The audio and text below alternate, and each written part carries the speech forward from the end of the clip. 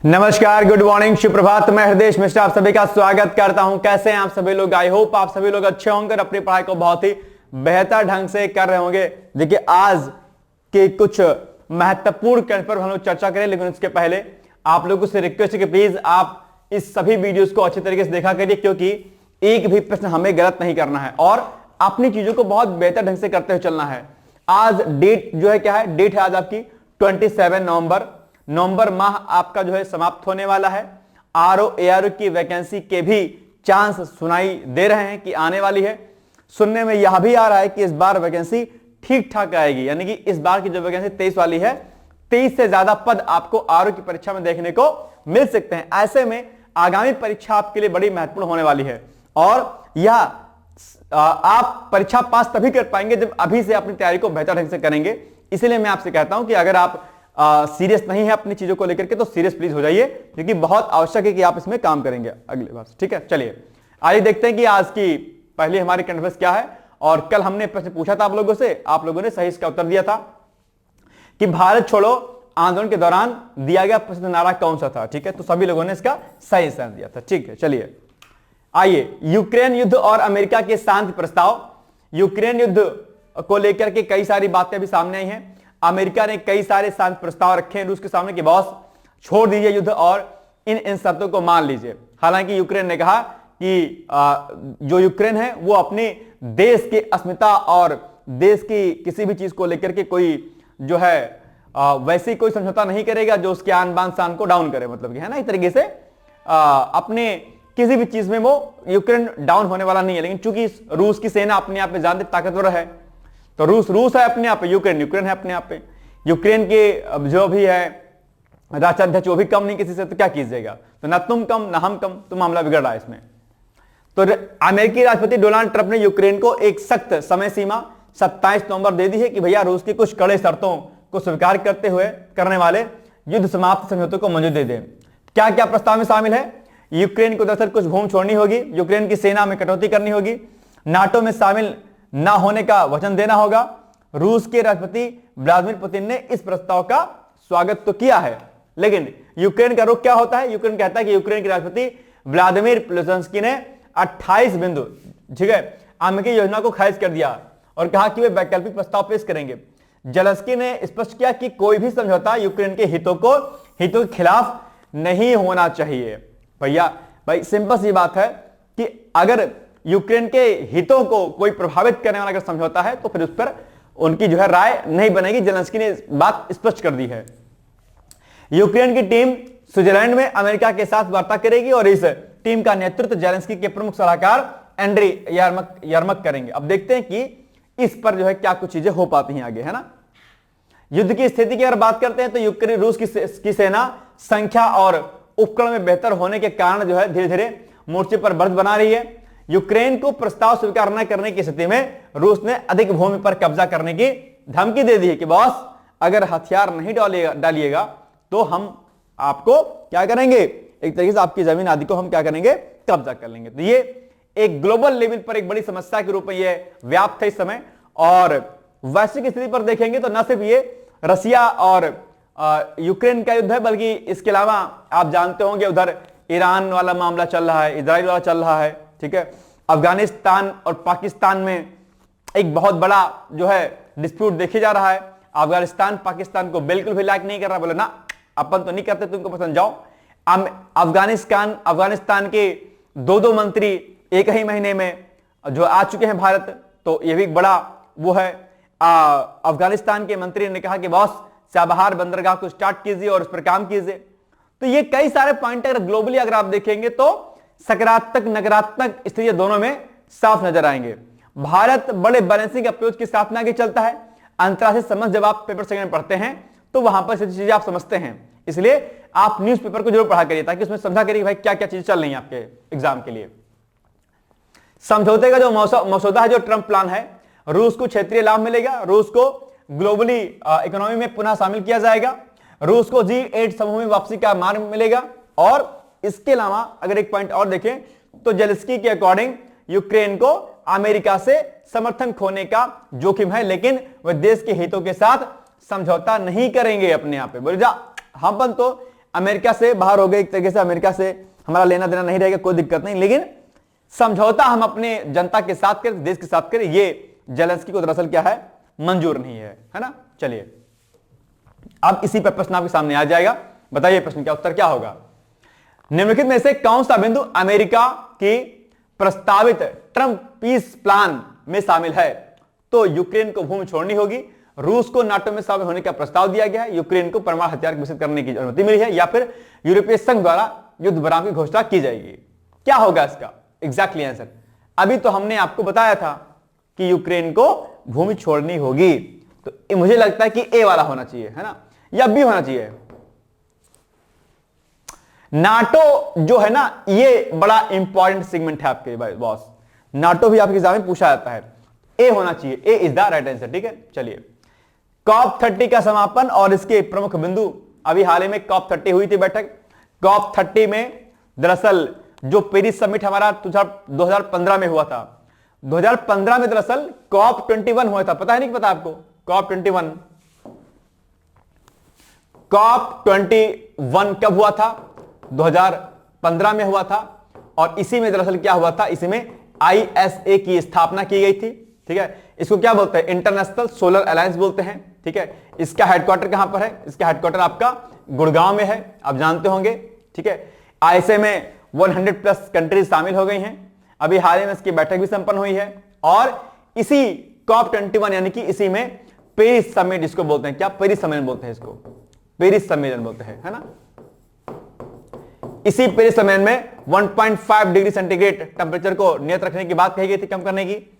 तो इन्हीं सारी बातों को लेकर के जो भी इसके अन्य आर्टिकल थे इस COP21 को, इसी बात को लेकर के COP30 में बातें रखी गई कि बॉस देखो ऐसा है, हमने क्या प्रगति की है, हम आगे क्या कर सकते हैं प्रयास, उसको लेकर के बातचीत अभी हाल ही में की गई है। ठीक है, बेलम में यह बैठक अभी COP30 हुई है। अगली बैठक कहां पर होगी? COP31 मैंने कल ही बताया था आपको। तो COP जो 31 होगी वो होगी आपकी कहां पर? तुर्की में होगी, कल मैंने आपको समझाया था। ठीक है, COP30 के प्रमुख जो भी समझौता ज्ञापन पर साइन किए गए हैं, जो भी इसकी उपलब्धियां हैं, जो चुनौतियां हैं, ठीक है, ये आपके एग्जाम में दरअसल मेंस में पूछी जा सकती हैं, और इनके पॉइंट्स को आप अपने निबंध आदि में इसका प्रयोग कर सकते हैं। इसलिए COP30 की बैठक भाई साहब बहुत इंपॉर्टेंट है, और ये क्लाइमेट चेंज पर थी अपने आप पे। ठीक है ना, चलिए आइए देखते हैं इसके कुछ प्रमुख बिंदुओं को। तो 30वीं COP बैठक विलियम ब्राजील में संपन्न हुई है, ये आपका स्थान याद रखिएगा। COP30 के अध्यक्ष ये देखिए, इनका नाम आपको याद रखना है, जो आपके क्या है COP के अध्यक्ष हैं, ने व्यक्तिगत प्रतिबद्धता व्यक्त की कि देशों को रोडमैप तैयार करने पर विचार करना चाहिए। वनों की कटाई रोकने और पुनः विकसित करने पर रोडमैप तैयार किया गया है। ठीक है, जीवाश्म ईंधन से दूर होने यानी कि फॉसिल फ्यूल से दूर जाने का रोडमैप, ताकि देशों के ऊर्जा प्रणाली न्यायसंगत और व्यवस्थित ढंग से संक्रमण कर सकें। उन्होंने जो है ग्लोबल मेटेरियो का हिस्सा कहा इसे, जिसका उद्देश्य वैश्विक स्तर पर जलवायु परिवर्तन के खिलाफ मानवता को एकजुट करना है। अच्छा, ये क्या होता है, पता है किसी को क्या होता है ये? कोई बहादुर बताएगा इसके बारे में क्या होता है ये? ठीक है, आइए देखते हैं क्या होता है।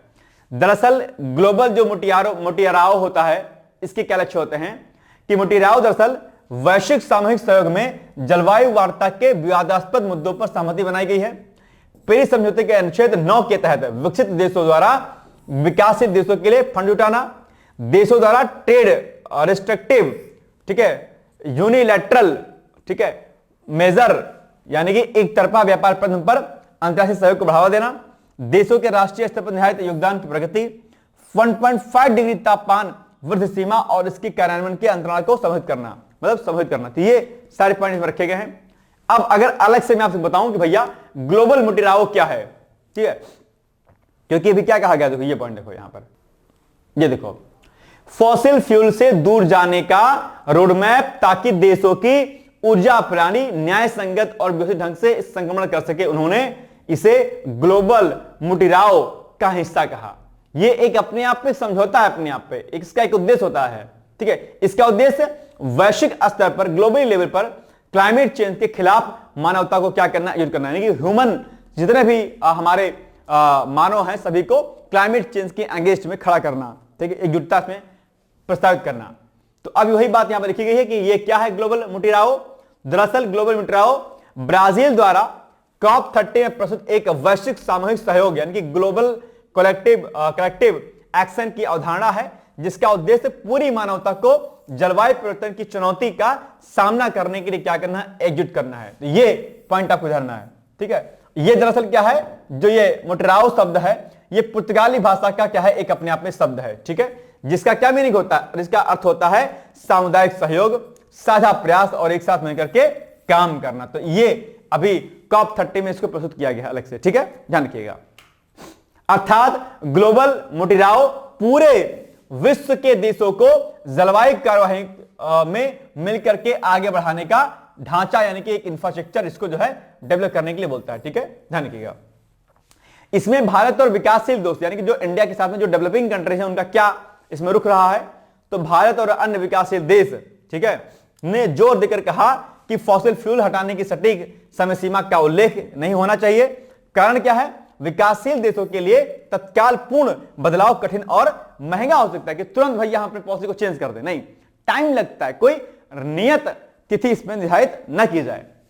विकसित देशों का दृष्टिकोण क्या है, विकसित देशों का मानना है कि 1.5 डिग्री टेम्परेचर सीमा बनाए रखना बेहद आवश्यक है अपने आप पर, और इसके लिए फॉसिल फ्यूल से हटने की दिशा स्पष्ट होनी चाहिए और आवश्यक वित्तीय संसाधन जुटाने चाहिए। हालांकि मोटेराओ समझौते में फॉसिल फ्यूल पर कोई बाध्यकारी भाषा शामिल नहीं है की गई है। अध्यक्ष का उद्घाटन, ठीक है, अब इसको छोड़ दीजिए। तो ये एक कई सारी पहले इसमें रखी गई हैं, तो COP30 की बैठक और इसके प्रमुख बिंदुओं पर आपको चर्चा करनी चाहिए। अन्य महत्वपूर्ण निर्णयों के अंतर्गत मोटेराओ के अलावा 10 अन्य महत्वपूर्ण समझौते हुए, जिनमें शामिल है जस्ट ट्रांजिशन, ये क्या होता है, तो श्रमिकों को नई नौकरियां और जलवायु परिवर्तन के प्रभाव से उत्पन्न नुकसान के लिए तैयार करना, बहुत इंपॉर्टेंट सेगमेंट है आपके लिए, ठीक है, ये एक पहल अपने आप में। ग्लोबल गोल ऑन अडॉप्टेशन, तो जलवायु परिवर्तन के अनुकूलन की प्रगति को मापना। फिर क्या है, ग्लोबल इंप्लीमेंटेशन, ठीक है, और एक्सीलरेशन लेटर, अगले वर्ष उच्च स्तरीय समाज और वैश्विक कार्यान्वयन की प्रक्रिया शुरू करना। जलवायु वित्त और अनुच्छेद 9 पर 2 साल का कार्य कार्यक्रम स्थापित करना। ये सारे पॉइंट जो है इसमें क्या है, निर्णय लिए गए हैं अलग अलग प्रकार के, ठीक है, याद रखिएगा इसको। आपत्तियां चुनौतियां, तो कुछ दक्षिण अमेरिकी देशों ने जो आपका ये ग्लोबल गोल ऑन अडॉप्टेशन के कुछ पहलुओं पर आपत्ति जताई गई है। प्रक्रिया के दौरान अध्यक्ष को हस्तक्षेप करना पड़ा। देशों के वक्तव्य पूरे शनिवार तक शाम को, मतलब कि अभी जो बीत गया है आपका, उस शनिवार तक जारी रहे। अलग अलग देशों ने अपनी अपनी बात रखी भाई कि देखो ऐसा है, सारी बातें ठीक है, लेकिन जब सब लोग मिल करके साझा प्रयास करेंगे वैश्विक लेवल पर। मोटेराओ कॉन्सेप्ट जो यही तो कहता है, मोटेराओ कॉन्सेप्ट यही कहता है कि हमें क्लाइमेट चेंज के खिलाफ, ठीक है, क्या क्लाइमेट जो चेंज आपका होता है इसके खिलाफ जब तक हम एक वैश्विक लेवल पर काम नहीं करेंगे तब तक चीजें जो है क्या कहते हैं, हो नहीं पाएंगी। इसलिए ग्लोबली सबको साथ में मिलकर के काम करना पड़ेगा। इसमें कोई ये नहीं कह सकता नहीं यार हमारे पास पैसा नहीं है, ये नहीं है, वो नहीं है। डेवलप कंट्रीज ऑलरेडी फंड करती हैं, ठीक है, क्लाइमेट वित्त, है ना, तो ये भी सुना होगा आपने टर्मिनोलॉजी इसको। चलो, क्लाइमेट फंड के माध्यम से देशों को अपने को सुधारना है। अब बताइए प्रश्न इसके ऊपर क्या होगा, इसका एग्जैक्ट उत्तर क्या हो जाएगा। COP30 में जस्ट ट्रांजिशन समझौता किससे समित है? अभी तो हमने जस्ट बताया था 2 मिनट पहले। नंबर 1, अंतरराष्ट्रीय जल व्यापार समित है, या श्रमिकों को नई नौकरियों व जलवायु प्रभावों के लिए तैयार करना है, या समुद्री प्रदूषण नियंत्रण पर स्थापित करना है, उसको रोकना है मतलब, या जलवायु अनुसंधान उपग्रह भेजना है। क्या होगा इसका उत्तर? ये होगा बी वाला, श्रमिकों को नई नौकरियों व जलवायु प्रभावों के लिए तैयार करना है कि ताकि इनको कोई इंपैक्ट ना पड़े और ये अपना काम करते रहें अपने आप से, है ना। चलिए, नरेंद्र मोदी की G20 समिट जो जोहान्सबर्ग दक्षिण अफ्रीका में हुई उसमें भागीदारी की थी उन्होंने, और समिट पहली बार अफ्रीकी महाद्वीप में आयोजित हुई। इस समिट में संयुक्त राज्य अमेरिका ने बहिष्कार किया, हालांकि एक अमेरिकी राजनयिक समारोह में उपस्थित रहे हैं अपने आप में। पीएम मोदी ने भारत और दुनिया के विकास के लिए कई सारी नई पहलों की शुरुआत की है या पहले प्रस्तुत की है। मोदी की पेशकश और उनके विचार क्या हैं, ये आपके लिए इंपॉर्टेंट है। तो विकास और इंटीग्रल ह्यूमनिज्म, यानी कि मोदी ने कहा कि मौजूदा वैश्विक विकास के पैमाने ने समाज के बड़े हिस्से को संसाधनों से वंचित किया है और प्रकृति का अत्यधिक शोषण किया अपने आप में। उन्होंने इंटीग्रल ह्यूमनिज्म का जिक्र किया जो 1965 में दीनदयाल उपाध्याय द्वारा प्रतिपादित विचारधारा है। यह समग्र विकास और संतुलित जीवन पर क्या करती है, जोर देती है। ये बड़ा आवश्यक है अपने आप पे कि हम चीजों को बैलेंस करके चलें। अगर बैलेंस करके नहीं चलेंगे तो नेचर हमारा वो हाल करेगा कि हम क्या बताएं। ठीक है, तो ये बड़ा इंपॉर्टेंट है अपने आप में। नई तकनीकी और नवाचार साझेदारी, यानी कि ऑस्ट्रेलिया, कनाडा, भारत, ठीक है, टेक्नोलॉजी एंड इनोवेशन पहल की घोषणा की है। इसका उद्देश्य क्या है, एआई, क्लीन एनर्जी, आपूर्ति श्रृंखला और महत्वपूर्ण तकनीकों सहयोग को बढ़ावा देना। ठीक है, कौशल विकास पहले, यानी कि अफ्रीका में 1 मिलियन लोगों को कौशल प्रशिक्षण देने की योजना। ठीक है, और G20 के माध्यम से वैश्विक स्वास्थ्य प्रतिक्रिया टीम और ड्रग्स टेररवाद के खिलाफ पहल की घोषणा करना अपने आप। तो ये कई सारे बिंदु जो है यहां पर लिखे, जो इस बैठक में कहे गए हैं, बताए गए हैं। परंपरागत ज्ञान और सतत जीवन, तो अपने आप में ग्लोबल ट्रेडिशनल नॉलेज रिपोजिटरी, ठीक है, की स्थापना का प्रस्ताव, ताकि पारंपरिक और पर्यावरणीय संतुलित जीवन के तरीके अगली पीढ़ियों तक पहुंचाए जा सके एक तरीके से। अन्य पहलों के अंतर्गत G20 open satellite data partnership, यानी कि कृषि, मछली पकड़ने और आपदा संबंधी जानकारी को साझा करने के लिए यह शुरू किया गया है। G20 critical minerals circulatory initiatives, यानी कि पुनर्चक्रण और खनन में सतत तकनीकों को बढ़ावा देना, यह भी शुरू किया गया पहले। ड्रग तस्करी और फेंटेनाइल की समस्या पर ध्यान केंद्रित करना, ये सारी क्या अन्य पहले हैं इसकी, ये सब शुरू किया गया ताकि चीजों को अच्छे से किया जा सके। द्विपक्षीय और बहुपक्षीय बैठकें भी इसमें संपन्न हुई हैं, यानी कि मोदी ने ऑस्ट्रेलिया और कनाडा के साथ त्रिपक्षीय बैठक में पार्टिसिपेट किया।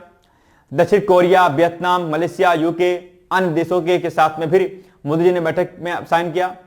और IBS से भारत, ब्राजील, दक्षिण अफ्रीका समिट में भाग लेने की योजना भी रही है, मतलब कि भाग इन्होंने लिया इसमें। तो ये कई सारे पॉइंट आपके लिए इंपॉर्टेंट थे। अब आप बताइए क्या हो जाएगा इसका एग्जैक्टली आंसर सही। प्रधानमंत्री मोदी द्वारा प्रस्तावित ग्लोबल ट्रेडिशनल नॉलेज रिपोजिटरी का उद्देश्य क्या है, तो अंतरिक्ष तकनीक बढ़ाना, या पारंपरिक पर्यावरण संबंधित ज्ञान को संचित रखना, या वैश्विक व्यापार कर नीति बनाना, या सैन्य सहयोग को बढ़ावा देना। क्या हो जाएगा इसका एग्जैक्टली उत्तर बताइए। उत्तर क्या होगा इसका बताइए मुझे जरा फट से कमेंट करके। कुछ चीजें क्या होती है ना, बड़ी इंपॉर्टेंट होती हैं, उसको आपको क्या करना है, याद करना होता है। ये नहीं कि आप भूल जाओ उसको, ठीक है, सब चीजों को आपको अच्छे से रखना है। बताओ, अभी हमने इसको बताया अभी थोड़ी देर पहले, मैं उम्मीद करता हूं कि इसको आप बताएंगे। सोचिए फिर बताइए मुझे क्या होगा इसका एग्जैक्टली उत्तर। इसका उत्तर हो जाएगा आपका answer number B. B is the right answer, ध्यान रखिएगा इस बात का, ठीक है ना। चलिए, भारत के 8 कोर सेक्टर में वृद्धि 0, ये बहुत इंपॉर्टेंट आपके जो है क्या कहते हैं न्यूज में रहा है, और इस पर प्रश्न जो है आप एग्जाम में बन सकता है। मैं उम्मीद करता हूं कि आप इस पर ध्यान देंगे और आगे बढ़ने का क्या करेंगे, इस पर प्रयास करेंगे। ये वेरी वेरी मोस्ट इंपॉर्टेंट है। वृद्धि किसी भी सेक्टर में, किसी सेक्टर का डाउन होना अपने आप में, ये कई सारे पॉइंट अक्सर क्या होते हैं आपके एग्जाम में पूछे जाते हैं, इसलिए एक एक पॉइंट को आपको ध्यान रखना क्या आपके लिए बड़ा आवश्यक हो जाता है, राइट। चलिए, अक्टूबर 2025 में भारत के 8 कोर उद्योगों की वृद्धि 0% रही अपने आप में, यानी ना तो वृद्धि हुई ना गिरावट हुई। 8 ऐसे सेक्टर हैं हमारे, 8 कोर यानी कि 8 कोर इंडस्ट्रीज की वृद्धि जो है ग्रोथ रेट क्या रही है, 0% रही है। यानी ना तो इसमें कोई ग्रोथ हुई और ना ही तो इसमें कोई गिरावट दर्ज की गई, यानी कि पिछले 14 महीनों का यह सबसे खराब प्रदर्शन व्यक्त किया गया है। एक वर्ष पहले अक्टूबर 2024 में यह वृद्धि 3.8% थी और सितंबर 25 में 3% थी अपने आप पे। तो ये डेटा भी हाल ही में रिलीज किया गया है, द हिंदू का एक था अपने आप में आर्टिकल, उस पर आपको बात करनी है। 8 ये जो कोर सेक्टर है वो क्या क्या है, तो 8 कोर सेक्टर में आपका कोयला आता है, कोल, कच्चा तेल क्रूड ऑयल, प्राकृतिक गैस यानी कि नेचुरल गैस, रिफाइनरी उत्पाद, ठीक है, उर्वरक फर्टिलाइजर्स यानी कि स्टील, सीमेंट और बिजली है अपने आप में। इसमें से किस सेक्टर ने अच्छा प्रदर्शन किया, तो उर्वरक में 7.4% की वृद्धि हुई, यानी कि 7 महीनों में सबसे तेज वृद्धि देखने को मिली इसमें। कृषि सीजन के कारण फर्टिलाइजर की मांग अधिक रही अपने आप में, ठीक है, ओके डन। दूसरा, स्टील में 6.7% की वृद्धि हुई, यानी कि इस सेक्टर में वृद्धि, लेकिन 6 महीने का न्यूनतम स्तर निर्माण एवं इंफ्रास्ट्रक्चर गतिविधियों में हल्की सुस्ती देखी गई इसमें। सीमेंट में 5.3% वृद्धि, यानी कि पिछले वर्ष अक्टूबर 3.1 और सितंबर 25 में 5% से बेहतर। रिफाइनरी उत्पाद में 4.6% की वृद्धि हुई, यानी कि 9 महीने में सबसे प्रदर्शन इसका रिफाइनरी उत्पाद कर रहा है अपने आप में। ठीक है, किन सेक्टरों ने गिरावट पैदा की है? कौन कौन सेक्टर है? कोयला 8.5 का। ठीक है, मुख्य कारण क्या रहा है इसका? लंबा मानसून, ठंडा मौसम, और इसके अलावा बिजली की मांग कम, फिर कम मांग के अंतर्गत कम खनन हुआ। प्राकृतिक गैस में 5% की गिरावट आई, 7 महीनों में सबसे खराब फसल जो है इसी का रहा है। कच्चा तेल यानी क्रूड ऑयल में 1.2% की गिरावट आई। बिजली उत्पादन की अगर बात करें तो गिरावट ठंडे मौसम से बिजली की खपत कम और औद्योगिक बिजली उत्पादन घटा अपने आप। तो ये अलग अलग सेक्टरों में गिरावट और बढ़ोतरी की बातें आपसे की गई है। ठीक है, निगेटिव कॉन्ट्रीब्यूशन है इनका, और इनका क्या है? इनका जो है क्या है? अपने आप में वृद्धि वाला है, यानी कि पॉजिटिव कंट्रीब्यूशन इनका है। ठीक है, और इनका जो है क्या कहते हैं? अपना निगेटिव कंट्रीब्यूशन है। चलिए अब आप बताइए प्रश्न, निम्न में से किस कोर सेक्टर ने अक्टूबर 2025 में सबसे अधिक सकारात्मक वृद्धि दर्ज की है? बताइए, सबसे सकारात्मक वृद्धि किसने दर्ज की है? बताइए। अभी हमने आपको बताया है ए ऑप्शन कोयला, बी उर्वरक, सी बिजली और डी प्राकृतिक गैस। क्या हो जाएगा इसका एग्जैक्टली उत्तर? बताइए। बी होगा ना? बिल्कुल सही, उर्वरक ने किया है।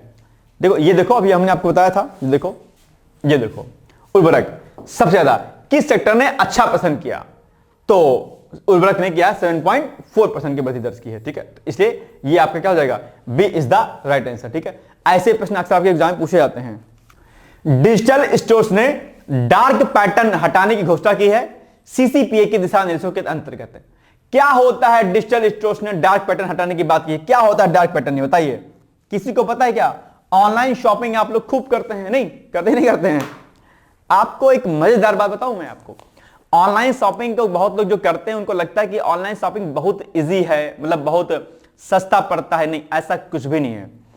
ऑनलाइन कंपनियां जितना आपको बेवकूफ बनाती हैं उतना कोई नहीं बनाता बेवकूफ, भाई साहब बता जाऊं। और उसके आप जैसे बहुत सारे लोग ऑनलाइन शॉपिंग करते हैं, उनको लगता है कि अरे यार इससे सस्ता, इससे मद्दा, इससे तो बढ़िया कहीं मिल नहीं सकता बॉस। ये देखो मैं 100 रुपए स्वेटर लेके आई हूं। एक ने कहा तुम 100 की लाई तो मैं 50 रुपए लेके आई हूं। भाई साहब ऐसा है कि कंपनियों के पास इतने तरीके होते हैं आपको बेवकूफ बनाने के कि आप भ्रमित हो जाते हैं। हालांकि मुझे तो बिल्कुल पसंद नहीं ऑनलाइन शॉपिंग, खासकर कपड़ों को लेकर के। वो ऐसे ऑफर्स, ऐसी चीजें रखती हैं और आपको भ्रमित करके आपके पैसे को हड़पने का प्रयास करते हैं। डार्क मैटर इसको बोलते हैं। अंधेरे में रहना, आपके कार्ट में कुछ कुछ ऐसी चीजें कर देंगे, कुछ ऐसा ऑफर लगा देंगे, ये ले लेंगे तो ये मिलेगा आपको, तो ऐसा नहीं करेंगे तो ऐसा हो जाएगा आपके साथ। एक तरीके से ऑनलाइन धोखाधड़ी का, एक चालाकबाजी का एक अलग प्रकार का एक तरीका, एक अलग मेथड है। ये कंपनियां जो है ऑनलाइन वाली आपको बनाती हैं। इसी को लेकर के दिशा निर्देश आज जारी किए गए हैं। इसीलिए जब भी कभी आप ऑफर आज देखा करें तो उसको एकदम लालायत मत हो जाए करेगी। नहीं नहीं, अरे भाई साहब 5000 लिखा है, 90% का डिस्काउंट है, आप बताओ ये तो इतने रुपए मिल रहा है भाई, चलो ले लेते हैं। 5000 का सामान, 10,000 का सामान, 50% डिस्काउंट, 10,000 का तो 5,000 मिल रहा, चलो ले लेते। नहीं, फर्जी बातें होती है सब। ठीक है, ध्यान रखिएगा इस बात का। इसी चीज को लेकर के अभी कई सारी गाइडलाइंस और कई सारी बातें रखी गई है कि ये जो धोखाधड़ी आप अपने कस्टमर के साथ करते हैं अलग अलग प्रकार का, आपके कार्ट में कुछ लोन से लेकर के अलग अलग प्रकार की चीजें उसमें इंट्रोड्यूस कर देंगे, तो वो आप कहीं ना कहीं ऐसे घनचक्कर टाइप के हो जाएंगे, आपको लगेगा अरे नहीं ऐसा नहीं ऐसा। ऑनलाइन धोखाधड़ी अपने प्रोडक्ट में गलत तरीके से किसी को प्रदर्शित करना, गलत इंफॉर्मेशन देना, ठीक है, टाइम पीरियड के अंतर्गत की इतने टाइम ये ऑफर चल रहा है, ऐसे करके ऐसे कर लोगे तो ऐसा हो जाएगा। ये सब चीजें जो है लुभावने तरीके से किसी ग्राहक को ठगने के लिए की जाती हैं, है ना। चलिए इन्हीं सारे बिंदुओं पर आपसे बातचीत की जा रही है अपने आप में। तो केंद्रीय उपभोक्ता संरक्षण प्राधिकरण, जिसको हम लोग सीसीपीए के नाम से भी जानते हैं, ने कहा कि 26 डिजिटल स्टोर फ्रंट्स ने अपने माता पिता कंपनियों के माध्यम से, मतलब कि जो अपने, ये इसको हटा दीजिए, ये शब्द गलत लिखा है, अपने पेरेंटल कंपनियों, इसको यूं नहीं समझिए, है ना, अपने पेरेंटल कंपनियों के माध्यम से यह घोषित किया है कि उन्होंने अपने प्लेटफॉर्म से डार्क पैटर्न, ठीक है, को हटा दिया है, या पहले से ही उनके प्लेटफॉर्म पर डार्क पैटर्न नहीं था। इन स्टोर फ्रंट्स ने प्रमुख नाम है कौन कौन से, जैसे कि आपका फ्लिपकार्ट हो गया, मीशो हो गया, ब्लिंकिट हो गया, जोमेटो हो गया, बिग बास्केट हो गया और रिलायंस रिटेल हो गए। ये लोग खूब करके आपको घनचक्कर बनाते रहते हैं और आप लोग कहते हैं ऑनलाइन लेंगे शॉपिंग, भैया हम तो ऑनलाइन ही करेंगे। अरे ना कीजिएगा भाई साहब, बहुत घनचक्कर वाला मामला रहता है इसमें, ठीक है। क्या है dark pattern? Dark pattern online धोखाधड़ी पूर्ण प्रथाएं हैं जो उपयोगकर्ता को अनावश्यक रूप से खर्च करने के लिए क्या करती हैं, धोखा देती हैं। ऐवी खर्च कर दो तुम, जाओ, ऐसा लालच आपको देंगे, ऐसा ऑफर देंगे आपको कि वो आप अपनी जेब को एकदम से लो 500 रुपए का सामान तो आज 100 रुपए में ले जाओ भाई साहब, लेके चले आओगे। नहीं करना होता है आपसे, ठीक है। अट्रैक्ट करती हैं आपको, वो आपके साथ धोखाधड़ी होता है एक तरीके का। उदाहरण के लिए जो है फास्ट एक टर्मिनोलॉजी है अपने आप में, इसको समझिएगा कि सीमित समय की झूठी चेतावनी देकर के खरीदारी को मजबूत करना। आज रात 10 बजे से लेकर के सुबह 4 बजे तक का ही ऑफर है, इसको ले लीजिए नहीं तो खत्म ऑफर, जाओ। आपको अरे भाई साहब कल तो पैसा रहेगा नहीं। आप क्या करते हो, कई बार ऐसी स्थिति बनती है कि जो ये ऑफरवा चलाते हैं ना भाई साहब, कि 2 दिन का फ्लिपकार्ट पे ऑफर चल रहा है और आपके जेब में सामान है 500 रुपए का, आपके पॉकेट में 50 रुपया है। अब आप क्या काम करोगे, 450 रुपया उधार लोगे किसी से। ए भाई ऑफर चल रहा है भाई, प्लीज दे देना। बहन प्लीज दे दो ना। बहन तेरे अकाउंट में है क्या पैसे? अब बहन से 450 रुपए ले ली तुमने, 50 रुपया और लगा करके 500 रुपये सामान ले लिया। और ये सामान भी 500 रुपये होता नहीं एक्चुअली में, लेकिन एक तरफ तो आपने उधार ले लिया, दूसरा सामान भी उतने का है नहीं, ठीक है। तो एक तरीके से धोखाधड़ी वाला केस हो जाता है अपने आप को, लुभावने ऑफर्स अपने आप में। ये सब चीजें अपने आप में नहीं सही होती हैं अपने आप पे, कंज्यूमर्स के साथ धोखाधड़ी अपने आप पे। इसी बात को लेकर सीसीपीए ने कहा कि भैया देखो ऐसा मामला हटाओ, ये सब चीजें डार्क जो पैटर्न आप रखते हो अपने आप पे, है ना। एक होता है, एक टर्मिनोलॉजी और आपके सामने, ये टर्मिनोलॉजी, ये क्या कहती है, चेकआउट के समय अनचाहे आइटम्स को ऑटोमेटिकली कार्ट में डालना। जब आप कोई सामान खरीदते हैं तो कुछ वेबसाइटें चुपके से आपके कार्ट में चीजें जोड़ देती हैं, जैसे कि एग्जांपल अतिरिक्त वारंटी, जैसे कि production plan, gift wrap, donation, महंगा विकल्प, कोई और सेवा, ठीक है। तो guidelines for prevention and regulation of dark patterns 2023 के अनुसार ये प्रथाएं उपभोक्ता अधिकारों के खिलाफ होती हैं अपने आप पे। और इसी को लेकर के सीसीपीए ने कहा कि बॉस आपको ये काम नहीं करना है, it's very very bad thing, है ना। इसका महत्व प्रभाव क्या होगा, यानी कि सिग्निफिकेंस और इंपैक्ट क्या होगा इसका, उपभोक्ता सुरक्षा बढ़ाना, यानी कि कंज्यूमर्स की सिक्योरिटी को बढ़ावा देना, उपभोक्ता धोखाधड़ी कम होगी, ऑनलाइन खरीदारी में पारदर्शिता बढ़ेगी, जो कि अभी फिलहाल नहीं है। आजकल बड़ी बड़ी कंपनियां, आजकल जो फूड वाली होती है, क्या कहती हैं, इतने मिनट में पिज्जा नहीं पहुंचा तो पैसे वापस जाओ। ऐसा होता है, कभी वापस मिला आप लोग को? बहुत रेयरली होता होगा। इसको लेकर के भी एक बड़ी कंपनी के ऊपर उपभोक्ता फोरम ने अच्छा खासा जुर्माना लगाया था। ये सब आपके राइट्स आदि होते हैं, ध्यान रखा करिए। एक तो ये जो ब्लिंकिट वाले, फ्लिपकार्ट वाले, जो फला ढिमका होता है, मोटे चमटे वाले, इतनी तेज बाइक चलाते हैं रोड पर कि इनको मन करता है पकड़ो और कूट दो। माफ कीजिएगा, आप में से हो सकता है कोई डिलीवरी बॉय का काम करता हो, लेकिन ये गलत तरीका है। कई बार इससे एक्सीडेंट होते हैं। जो व्यक्ति डिलीवरी बॉय होते हैं उनके ऊपर एक्स्ट्रा प्रेशर होता है कंपनी का कि तुमको इतने मिनट पे पहुंचाना है। तो इस बात पर भी कंपनियों को, जैसे जो मेरी ऑफिस है उसके बगल में 2 बड़े क्या कहते हैं वो हैं, और क्या कहते हैं ऑनलाइन जो सामान बेचती है, मैं नाम नहीं लूंगा उसका, ठीक है। वहां से बाइकें इतनी धड़ल्ले के साथ बढ़ती हैं, जाती हैं कि डर लगता है, कि रोड क्रॉस करते समय डर लगता है कि भाई कब आके ठोक दे तुमको। और एक तो उल्टे साइड में ऑफिस उनकी बनी हुई है और जाना उनको उधर, आते इधर से हैं भाई साहब सामने तुम्हारे, और जहां लड़े तुम तो सीधे पाताल पहुंचोगे। पता लगे करंट अफेयर क्लास नहीं होगी कल आपकी, गए राम नाम से तो हो गया देश का। ये बड़ा खतरनाक है। ये चीजें, इस पर कंट्रोल लगाने की आवश्यकता है, मुझे लगता है ना, इस पर भी ध्यान है। लेकिन वही ना कि जनता अपने आप में मदमस्त रहती, सोचते यार तेज चलाने तो तेज, कोई कुछ नहीं बोलता। मतलब जनता, पब्लिक ऐसी होती है कि उसको कोई फर्क नहीं पड़ता है। पुलिस वाले घूम रहे तो घूम रहे हैं, कोई तेज बाइक वाला हॉर्न बजा के जा रहा है, कोई पौ पौ कर रहा है, कोई सीटी बजा रहा है, किसी को कुछ नहीं फर्क पड़ता है। सरकार सैलरी दे रही है, रख ले रहे हैं जेब में, चले जा रहे हैं। ये सब चीजें बड़ी खराब होती हैं। आप लोग जब कल को सिलेक्शन लीजिएगा तो इतनी मानवता चीजें रखिएगा ध्यान में, है ना, कि क्या क्या हमें क्या क्या करना है। चलिए, ई कॉमर्स कंपनियों के लिए जिम्मेदारी क्या है, कंपनियों को नियमों का पालन करना अनिवार्य, आत्ममूल्यांकन और रिपोर्टिंग से निगरानी आसान होगी। क्या टेक्नोलॉजी यूज की गई, आत्ममूल्यांकन। अपनी एनालिसिस कीजिए कि जो आप कर रहे हैं कंज्यूमर्स के साथ में, क्या वो एथिकल है और नॉट।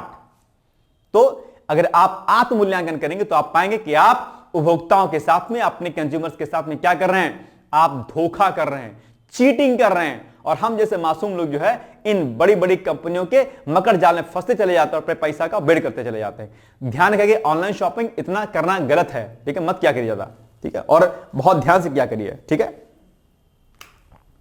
मुझे एक मेरे बहुत खास मित्र ने एक जीन्स भेजी, ठीक है, और एक बड़ी कंपनी में, उसका नाम नहीं लूंगा, उस जीन्स को अगर आप देखेंगे तो कहेंगे यार 200 रुपए की जीन्स नहीं है अपने आप में, क्योंकि अब सामने तो नहीं देखा, उसने तो गिफ्ट कर दिया मुझे, उसको क्या पता कि इसकी क्वालिटी कैसी रही होगी, लेकिन क्वालिटी जो है क्या ना उसकी मतलब इतनी रद्दी है कि मैं आपसे क्या बताऊं। और कंपनी का बड़ा बड़ा टैग लगा है, हालांकि अब कोई किसी ने गिफ्ट दिया तो आप उसको बार बार ये तो नहीं कह सकते ना कि नहीं वापस करो फिर भेजो, हालांकि मैंने उसको कुछ कहा भी नहीं, मैंने रख लिया, लेकिन ये हालत है कंपनी, क्या कीजिएगा बताइए। अब मन तो क्या था कि जाए कंज्यूमर कोर्ट अपने यहाँ पे, लेकिन ठीक है क्या किया जाए, गिफ्ट तो गिफ्ट होता है क्या करिएगा।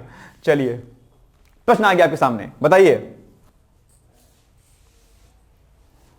कुछ लोग तो मन ही मन सोच रहे हैं यार नहीं यार, कुछ लोग तो मेरे खिलाफ हो जाएंगे, नहीं नहीं ऑनलाइन शॉपिंग ही बेस्ट है, ऐसा नहीं होता है, बड़ा धोखाधड़ी है। चलिए, डार्क पैटर्न को रोकने के लिए कौन सी गाइडलाइंस लागू अभी की गई है? ई कॉमर्स ट्रांसपेरेंसी एक्ट 2024, या फिर डिजिटल बिजनेसमैन स्टैंडर्ड 2022, या guideline for prevention and regulation of dark pattern 2023, या फिर उपभोक्ता ऑनलाइन सुरक्षा निर्देश 2021। क्या है, क्या होगा इसका एग्जैक्टली आंसर? अभी मैंने आपको थोड़ी देर पहले ही तो बताया है, बताइए क्या होगा इसका उत्तर। देखते हैं बता पाते हैं आप लोग कि नहीं बता पाते हैं। आसान सा प्रश्न है, सुंदर सा क्यूट सा प्रश्न है, बताइए क्या होगा इसका उत्तर। इसका उत्तर जो हो जाएगा आपका कौन सा वाला, सी वाला ही, यही गाइडलाइन जारी की गई बॉस, है ना, ज्यादा कुछ एक्स्ट्रा आपको नहीं करना है इसमें, ठीक है। चलिए आइए आगे बढ़ते हैं हम लोग। नेक्स्ट टॉपिक, एंथ्राकोसिस निग्रिकन्स, ये एक प्रकार की क्या है, डिजीज है बॉस, और इसमें आपके स्किन पर जो है क्या होते हैं, आपके स्किन पर, आपके बैकबोन पर, आपके नेक के ऊपर, ब्रेस्ट के नीचे कई प्रकार के स्पॉट जो है व्हाइट कलर के देखने को मिल जाते हैं, ठीक है, और खतरनाक है अपने आप में, ठीक है, और चर्चा में रहती है। ये देखिए इसके सारी चीजें यहां पर लिखी गई हैं अपने आप पे, है ना, कि क्या क्या चीजें इसमें जो है होती रहती हैं, ठीक है। चलिए आइए देखते हैं क्या है ये अपने आप में। तो एंथ्राकोसिस निग्रिकन्स एक त्वचा की स्थिति है जिसमें त्वचा के तहों में, मतलब कि उसकी लेयर में क्या होता है, मखमली धब्बे स्पॉट दिखाई देते हैं और धीरे धीरे या बड़े होते रहते हैं, विकसित होते रहते हैं, कभी कभी खुजली या बदबू के साथ भी हो सकती है, इसमें आने लगती है, ठीक है। आमतौर पर प्रभावित क्षेत्र हैं कौन कौन से बॉडी में आपके, जैसे कि आपके नेक के नीचे, आर्म्स में, आपके ब्रेस्ट के नीचे, कमर, और जो है आपके अन्य प्लेसेस पे कोहनी आदि में जो है ये दिखाई देते हैं अपने आप पे। एक ऐसे स्पॉट हो जाएगा अपने आप में, अजीब सा, है ना, और ये धीरे धीरे करके बढ़ता जाएगा, साइज में बढ़ता जाएगा। चलिए क्या इसके कारण है, तो इसका जो मुख्य कारण है अपने आप में अगर आप नोटिस करेंगे तो इसके, यानी कि ये जो आपका एन है जिसको एंथ्राकोसिस निग्रिकन्स कहते हैं, कई कारण हो सकते हैं, लेकिन यह इंसुलिन प्रतिरोध से सबसे मजबूत रूप से जुड़ा है। अन्य कारणों में शामिल है जैसे आपका मोटापा, मेटाबॉलिक सिंड्रोम, ठीक है, डायबिटीज अपने आप में, बहुत कम मामलों में कैंसर जैसे मेलानोमा, पेट या लिवर के कैंसर अभी इसमें जो है शामिल हो जाते हैं, ठीक है, ध्यान रखिएगा। अगर हम इसके महत्व की बात करते हैं तो क्या महत्व होगा, बच्चों और युवाओं में एन अक्सर उच्च रक्त शर्करा और प्री डायबिटीज का शुरुआती संकेत होता है। यह एक ऐसा दृश्य संकेतक है जो बताता है कि शरीर शर्करा को सही तरीके से नियंत्रित नहीं कर पाता है। डायग्नोसिस क्या है इसका डायग्नोस कैसे कर सकते हैं, निदान क्या है इसका, तो एएन दरअसल आमतौर पर क्लिनिकल जांच में पता चलता है कि इसके आधार पर डॉक्टर ब्लड टेस्ट, इंसुलिन स्तर, लिपिड प्रोफाइल और अन्य मेटाबॉलिक पैरामीटर्स की जांच कर सकते हैं। कुछ मामलों में इमेजिंग की भी आवश्यकता हो सकती है अपने आप में, ठीक है। चलिए उपचार प्रबंधन की अगर हम बात करते हैं, यानी कि ट्रीटमेंट और इसके अन्य चीजों पर अगर बात करेंगे, मैनेजमेंट पर बात करेंगे, तो एएन का उपचार मुख्य रूप से मूल कारण पर निर्भर करता है। मोटापा, इंसुलिन प्रतिरोध और कई सारे पॉइंट यहां पे लिखे गए हैं, आप इसको एक एक करके पढ़ सकते हैं, ठीक है, कि किस किस से कैसे कैसे आप इसको रोक सकते हैं। चलिए महत्वपूर्ण पॉइंट के अंतर्गत ये अपने आप में एक जो है त्वचा के रंग की समस्या नहीं है, बल्कि अपने आप में जो है थोड़ा सा एक अलग प्रकार की समस्या है, और यह किसी भी त्वचा प्रकार और रंग के व्यक्ति को प्रभावित कर सकता है। समय पर पहचान और उपचार से इसको हम सुधार सकते हैं। यह रोगी को दीर्घकालिक स्वास्थ्य की सुरक्षा के लिए जागरूक करता है अपने आप में, ठीक है। चलिए अब बताइए प्रश्न, बहुत आसान सा प्रश्न है।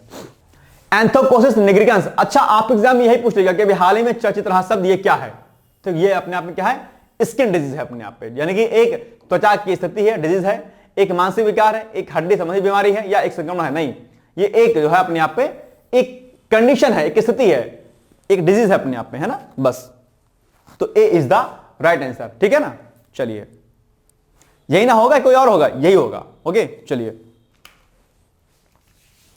अब आपके सामने प्रश्न आ गया कि जलियांवाला बाग हत्याकांड कब हुआ था, ये आपको तुरंत बताना, बहुत आसान सा है, लेकिन जो नए अभ्यर्थी जो शामिल हुए, पुराने अभ्यर्थी सबको पता होगा बड़ा आसान सा है, लेकिन जो नए अभ्यर्थी जो अभी शामिल हो रहे हैं, जो तैयारी करना चाहते हैं, उनके लिए है कि ये हत्याकांड कब हुआ था। कमेंट करके मुझे इसका आंसर बताइएगा, प्लीज आप लोग कमेंट करके बताइएगा इसका आंसर क्या होगा। नेक्स्ट है, मिस में आपको लिखना है गांधी और नेहरू के प्रमुख मतभेदों को स्पष्ट कीजिए। गांधी नेहरू में कई सारी बातों पर मतभेद था, आपको लिखना है कि क्या मतभेद था। गांधी और नेहरू, ठीक है, और गांधी और अंबेडकर, इनके मध्य में भी क्या क्या था। कल हमने प्रश्न पूछा था कि अम्ल वर्षा क्या है और इसके प्रमुख कारणों का उल्लेख कीजिए, ठीक है। तो सभी लोग जानते होंगे कि विशेष रूप से यह दरअसल सल्फर डाइऑक्साइड और नाइट्रोजन ऑक्साइड यानी कि SO2 और NOx के जल वाष्प के साथ मिलकर के सल्फ्यूरिक अम्ल यानी कि H2SO4 और नाइट्रिक अम्ल यानी कि HNO3 बनाती है, और यही क्या होती है, हानिकारक होती है अपने आप पे, ठीक है। इन अम्लों के साथ मिश्रित वर्षा जल सामान्य वर्षा की तुलना में अधिक अम्लीय होती है, pH इसका 5.6 होता है, इसे ही अम्ल वर्षा कहा जाता है, जो कि इसके कई कारण हैं अम्ल वर्षा के, जैसे कि औद्योगिक उत्सर्जन होता है, इंडस्ट्रियल इमिशंस के अंतर्गत थर्मल पावर प्लांट आ जाएगा, धातुकरण उद्योग, सीमेंट फैक्ट्रियां, ठीक है, इससे निकलने वाली SO2 और NOx जैसे गैसें अम्ल वर्षा का सबसे बड़ा स्रोत होती हैं अपने आप में। जीवाश्म ईंधनों का दहन जैसे कि कोयला, पेट्रोल, डीजल आदि को जलाया जाएगा तो भी इस प्रकार की गैसें निकलेंगी अपने आप में, जो कि एसिड रेन करेंगी। वाहनों से प्रदूषण, व्हीकल आपके जो पोल्यूशन होता है, जैसे तेजी से बढ़ते मोटर वाहन विशेष रूप से NOx और गैसें उत्सर्जित करते हैं, ये अम्ल वर्षा में योगदान देती हैं अपने आप में। थर्मल पावर स्टेशनों के माध्यम से भी गैसें निकलती हैं। प्राकृतिक स्रोत के अंतर्गत जो आपका वॉल्केनिक आपका जो विस्फोट होता है अपने आप में, जैविक अपघटन, बायोलॉजिकल जो अपने आप में डिग्रेडेशन होता है, उसके तहत भी गैसें निकलती हैं। तो ये सारी चीजें जो है अपने आप में इनके माध्यम से एसिड रेन होता है, ठीक है। तो ये आपका एक इंपॉर्टेंट सेगमेंट था। एसिड रेन आपके प्री में, मेंस में, एसए में, इंटरव्यू में सब में पूछा जाता है, ठीक है। और कई बार क्या होता है कि एसिड रेन में क्या होता है कि हवाओं की वजह से एक स्थान से दूसरे स्थान पर एसिड रेन होती है। मैंने कल आपको समझाया था सारी इस बात को, ठीक है। तो यही पॉइंट आप लोग ध्यान रखिएगा। तो ये हो गया आज का हमारा महत्वपूर्ण वीडियो। मिलेंगे हम लोग कल, तब तक आप लोग पढ़ते रहिए, मस्त रहिए, व्यस्त रहिए, यूं ही मुस्कुराते रहिए और आगे बढ़ते रहिए। बहुत बहुत धन्यवाद है। All the best, thank you so much, bye bye, take care, thank you. क्या आप लोक सेवा आयोग उत्तर प्रदेश की ROA परीक्षा में सफल होकर सचिवालय में समीक्षा अधिकारी जैसे प्रतिष्ठित पद पर चयनित होना चाहते हैं? क्या आपके पास व्यस्त दिनचर्या या व्यक्तिगत परिस्थितियों के कारण नियमित पढ़ने के लिए समय की कमी है, इसलिए एक दिन में आप 8 से 10 घंटे नहीं पढ़ सकते हैं? क्या आपका संकल्प है कि सचिवालय में समीक्षा अधिकारी बनना ही बनना है और आप उसके लिए सही मार्गदर्शन की तलाश कर रहे हैं? यदि आपके इन तीनों प्रश्नों के उत्तर हाँ हैं, तो आपकी खोज अब समाप्त होती है और आपके सपने को साकार करने के लिए आगामी समीक्षा अधिकारी परीक्षा की सुव्यवस्थित तैयारी हेतु D-Code एग्जाम लाया है अभ्युदय बैच। अभ्युदय बैच में आपको आगामी ROA परीक्षा के प्रारंभिक और मुख्य परीक्षा के पूरे पाठ्यक्रम को अभी से एक साथ बहुत ही बेसिक लेवल से video lecture, PDF notes, test series और उत्तर लेखन कार्यक्रम के माध्यम से पूरे विस्तार से पूर्ण कराया जाएगा। हमारे अभ्युदय बैच की सबसे बड़ी विशेषता है कि इसमें साप्ताहिक टारगेट्स के अनुसार कम से कम 5 घंटे भी पढ़कर कोई अभ्यर्थी पूरा पाठ्यक्रम अच्छे से तैयार करके परीक्षा में सफलता अर्जित कर सकता है। अभ्युदय बैच में अनुभवी और समर्पित शिक्षकों द्वारा आधारभूत मानक पुस्तकों एवं स्रोतों पर आधारित पाठ्य सामग्री उपलब्ध कराई जा रही है, जिससे पाठ्यक्रम को सभी आयामों से कवर किया जा सके। इस बैच में पाठ्यक्रम को इस विस्तार से पढ़ाया जा रहा है कि इसमें प्रवेश लेकर आप न केवल ROA परीक्षा बल्कि अन्य कई समकक्ष परीक्षाओं को भी एक साथ ही टारगेट कर सकते हैं। यानी इस परीक्षा के पाठ्यक्रम में सम्मिलित सामान्य अध्ययन, सामान्य ज्ञान, सामान्य हिंदी व्याकरण, रीजनिंग, मैथ, हिंदी आलेखन, निबंध आदि के विस्तृत अध्ययन से आप पूर्ण आत्मविश्वास से किसी भी परीक्षा में सफलता प्राप्त कर सकते हैं। उत्तर प्रदेश की PCS प्रारंभिक परीक्षा में भी इस बैच को पढ़कर सफलता प्राप्त की जा सकती है। इस बैच में निर्धारित लक्ष्य के अनुसार एक सप्ताह में मात्र 18 से 20 वीडियो लेक्चर देखने होते हैं, जो आप प्रतिदिन 4 से 5 घंटे का समय निकालकर आसानी से पढ़कर तैयार कर सकते हैं। ये बैच ऑनलाइन जरूर है, परंतु इस बैच में छात्रों और शिक्षकों के बीच सीधे संवाद के लिए प्रक्रिया निर्धारित है, जिससे अभ्यर्थी अपनी शंकाओं का व्यक्तिगत समाधान प्राप्त कर सकते हैं। आपके संकल्प को सिद्धि तक पहुंचाना ही अभ्युदय बैच की आधारभूत संकल्पना है। हमारा ये आत्मविश्वास संस्थान के 5 वर्षों की कठिन साधना की परिणति है। डीकोड एग्जाम संस्थान अपने 5 वर्षों के सफर में ROARO परीक्षा में 45 से अधिक चयन सुनिश्चित करवाकर एक विश्वसनीय संस्थान के रूप में विख्यात है। इसलिए बिना किसी संशय के पूर्ण विश्वास के साथ आप भी हमसे जुड़कर अपनी सफलता का नया अध्याय लिख सकते हैं।